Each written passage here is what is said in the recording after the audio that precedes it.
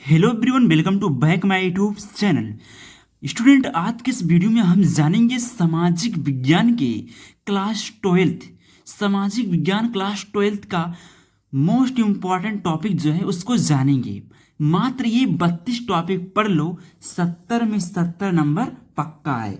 मात्र ये 32 टॉपिक पढ़ना आपको, मात्र 32 टॉपिक पढ़ लो, आपका जो है 70 में 70 नंबर कन्फर्म हो जाएगा। आपका 70 में 70 नंबर कन्फर्म हो जाएगा। ये क्लास 12th सामाजिक विज्ञान 2025 वालों के लिए है। तो वीडियो को अंत तक देखिएगा, क्योंकि आज हम जो समझने वाले हैं बहुत ही लाजवाब तरीके से समझेंगे एक एक पॉइंट को, कि कौन से वो 32 टॉपिक हैं जिनको पढ़ लेने से हमारा एग्जाम में 70 में 70 नंबर आ जाएगा।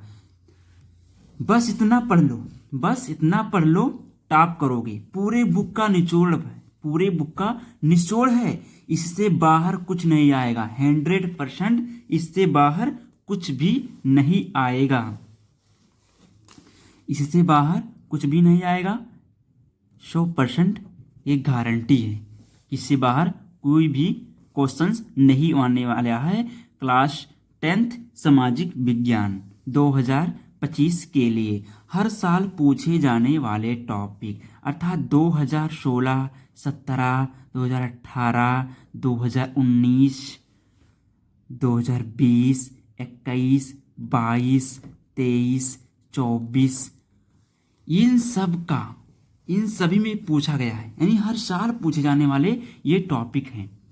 तो चलिए देखते हैं, एक एक टॉपिक को समझेंगे बेहतरीन ढंग से।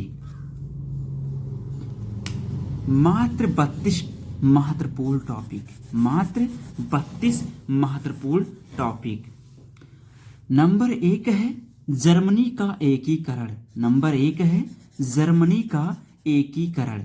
भैया ये वेरी इंपॉर्टेंट है, ये वेरी इंपॉर्टेंट है, तो इसको देख जरूर लीजिए और इसको एग्जाम से पहले तैयार अवश्य करें। नंबर 2 है 1789 फ्रांसीसी क्रांति का कारण तथा प्रभाव। तो ये भी क्या है, वेरी इंपॉर्टेंट है, ये भी क्या है, वेरी इंपॉर्टेंट है, तो इसको भी तैयार कर लीजिए। नेक्स्ट है तीसरा, इटली का एकीकरण।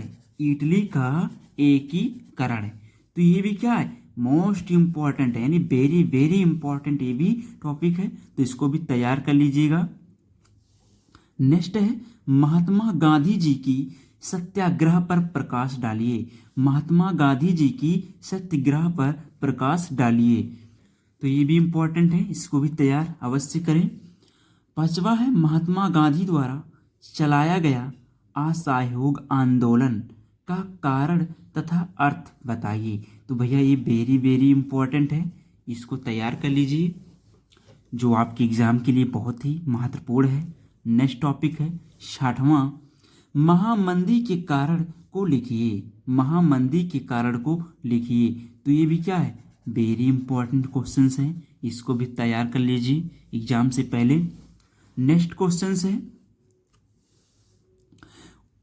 7वां क्वेश्चन है 19वीं शताब्दी में अंतरराष्ट्रीय अर्थशास्त्री द्वारा बताए गए 3 प्रकार के प्रवाह की व्याख्या कीजिए। तो 19वीं शताब्दी में अंतरराष्ट्रीय अर्थशास्त्री के द्वारा बताए गए तीन प्रकार के प्रवाह को लिखना है, ठीक है, उसकी व्याख्या करना है। तो ये है 7वां क्वेश्चन है, सॉरी। और 8वां क्वेश्चन है ब्रिटेन उर्स संस्थान समझौता।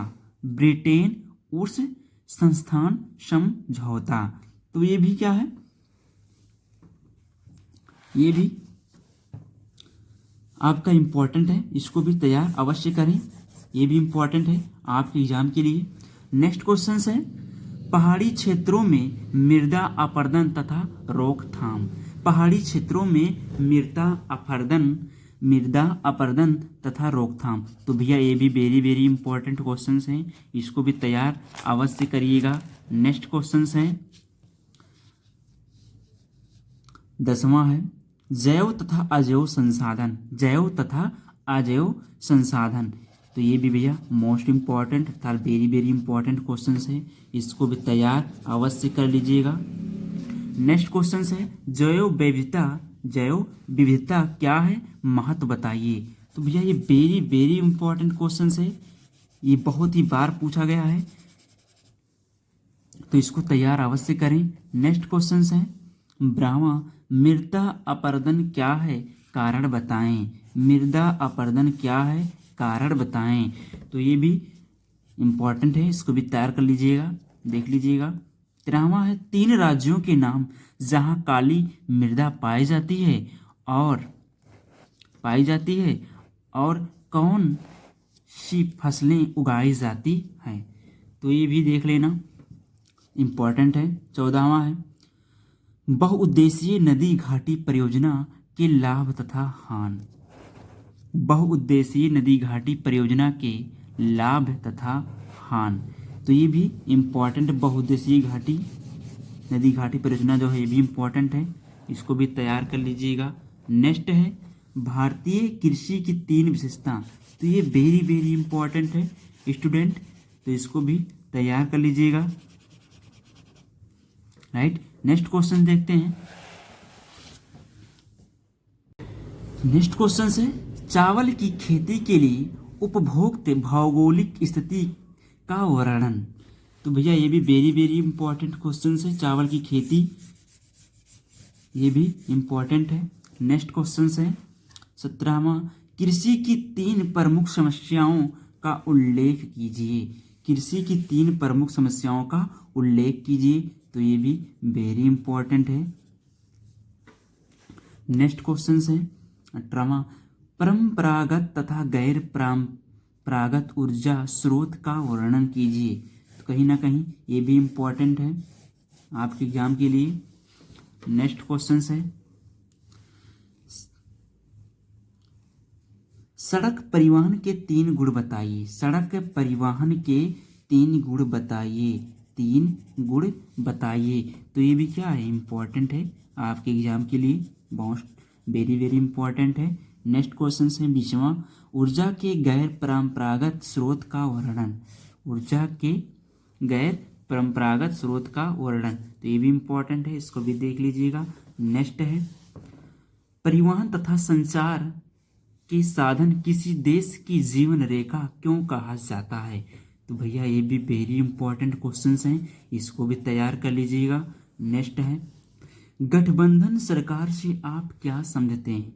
गठबंधन सरकार से आप क्या समझते हैं। हाल ही में आप देख पा रहे होंगे किस प्रकार से गठबंधन की सरकार है, तो आप बड़ी बात समझ रहे होंगे गठबंधन क्या होता है।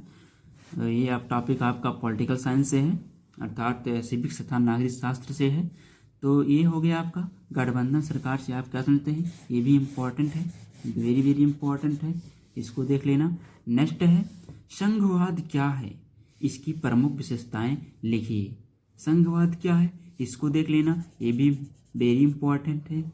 ऐसी सरकार जिसमें 2 स्तर की सरकारें पाई जाती हैं, एक केंद्र एक राज्य स्तर की, उसे क्या कहते हैं, संघवाद कहते हैं। ठीक, देख लेना इसको अच्छे से और इसकी तैयारी भी बाखूबी अच्छे से कर लीजिएगा। ओके, नेक्स्ट क्वेश्चन है 1992 के संविधान संशोधन से पहले और बाद के स्थानीय शासन के 2 अंतर लिखिए। यानी 1992 के संविधान संशोधन से पहले और बाद के स्थानीय शासन के 2 अंतर लिखना है। राइट, तो ये भी देख लीजिएगा, एग्जाम के लिए इम्पॉर्टेंट है। नेक्स्ट है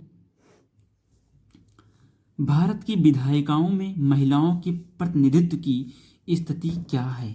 तो भैया ये भी वेरी इंपॉर्टेंट है। नेक्स्ट क्वेश्चन है 26वां बताइए कि भारत में किस तरह अभी भी जातिगत असमानताएं पाई जाती हैं। आप देख रहे हैं अभी भी जाति के आधार पे लोगों का शोषण हो रहा है, तो आप बाखूबी अच्छे से जातिगत असमानताओं को अपनी भाषा में लिख सकते हैं, क्योंकि सामाजिक विज्ञान है, कोई दिक्कत नहीं है। राइट, तो ये भी क्या है, इम्पॉर्टेंट है और इसको तैयार जरूर कर लीजिएगा, क्योंकि जातिवाद चरम सीमा पे है प्रेजेंट टाइम में। नेक्स्ट क्वेश्चन है 27 लोकतंत्र किस तरह उत्तरदायी, जिम्मेदार और वैध सरकार कथन करता है। तो ये भी देख लीजिएगा। 28वां है, विकास मापने का यूएनडीपी का मापदंड किन पहलुओं में विश्व बैंक के मापदंड से अलग है। विश्व बैंक के मापदंड से अलग है। तो भैया ये भी देख लीजिएगा। 29वां है, लोकतंत्र के सम्मुख प्रमुख चुनौतियों का लोकतंत्र के सम्मुख प्रमुख चुनौतियों का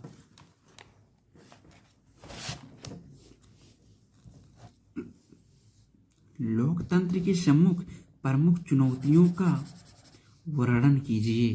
तो ये भी क्या वेरी वेरी इंपॉर्टेंट है। ये भी क्या है, वेरी वेरी इंपॉर्टेंट है। तो इसको तैयार अवश्य करें, क्योंकि लोकतंत्र की सम्मुख जो चुनौतियां हैं वो बहुत ही इंपॉर्टेंट है, आएगा आपके एग्जाम में ये। नेक्स्ट क्वेश्चन है, संगठित कार्य से आप क्या समझते हैं। संगठित कार्य से आप क्या समझते हैं। तो इसको भी देख लीजिएगा, क्योंकि ये भी एग्जाम में हो सकता है। नेक्स्ट है, वैश्वीकरण से आप क्या समझते हैं। वैश्वीकरण से आप क्या समझते हैं। भैया ये भी इंपॉर्टेंट है, वैश्वीकरण बार बार पूछता है, तो इसको भी तैयार अवश्य कर लीजिएगा। नेक्स्ट क्वेश्चन है 32वां,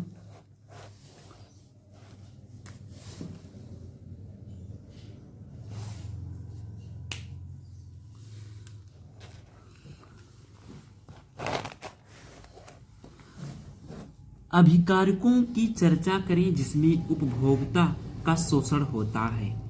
अभिकारकों की चर्चा करें जिसमें उपभोक्ता का शोषण होता है। तो इसको भी देख लीजिए, कहीं ना कहीं ये भी इम्पोर्टेंट है, किस प्रकार से शोषण होता है उस पर चर्चा करें। तो आज के लिए आज का जो 32 टॉपिक था, ये सामाजिक विज्ञान के उन 32 टॉपिक को मैंने लिया हूँ जो आपके एग्जाम, इससे बाहर आपके एग्जाम में पूछ ही नहीं सकता है। बस आप इतना तैयार कर लीजिए, आप पक्का है कि 70 में 70 नंबर फोड़ के आएंगे एग्जाम में। तो आज के लिए इतना ही, मिलते हैं नेक्स्ट वीडियो में। तब तक के लिए पढ़ते रहिए, मस्त रहिए। जय हिंद, जय भारत।